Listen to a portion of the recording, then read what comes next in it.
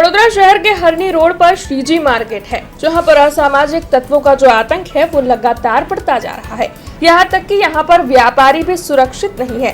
ये जो असामाजिक तत्वों का आतंक यहाँ पर बढ़ता जा रहा है, ये वाकया सीसीटीवी कैमरे में कैद भी हुआ है। दरअसल मार्केट के बाहर बैठकर नशा करने वाले और लोगों को परेशान करने वाले जो असामाजिक तत्व है वो व्यापारियों के लिए परेशानी का सबब बन रहे हैं।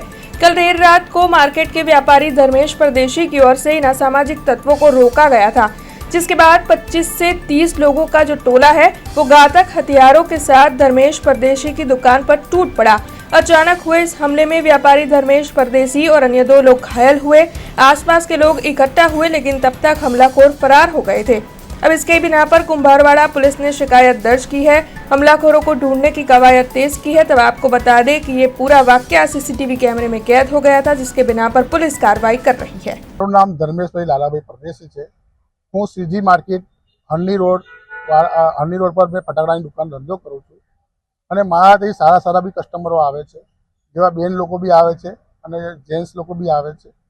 અને રાતે 8 વાગ્યા પછી અહીં મારી દુકાનની બહાર કોઈ લારી મૂકે છે, કોઈ રિક્ષા મૂકે છે, એના અંદર કંઈક એવા દ્રવ્યનું સેવન કરે છે જેનાથી दुर्गंध આવે છે અમને।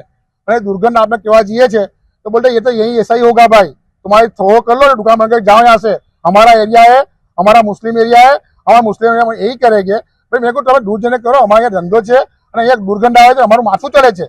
તો કે ભાઈ ऐसा ही होगा बोलते અને એટલામાં અમે કીધું એટલે 25-30 જણ ટોળું લઈને હથિયાર, તલવારો, ધારિયા અને ડંડા લઈને અમારા પર મારવા આવ્યા અને અમારા પર હુમલો કર્યો।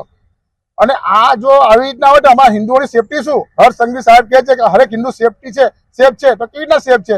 આ રીતના અમારા એરિયામાં, હિન્દુના એરિયામાં આવીને આ મુસ્લિમ લોકો આવી રીતના ધંધો કરે છે અને અમારા પર એટેક કરે છે, તો અમે ધંધો કેવી રીતના કરીએ? અમે રોજગાર કેવી રીતે ચલાવીશું?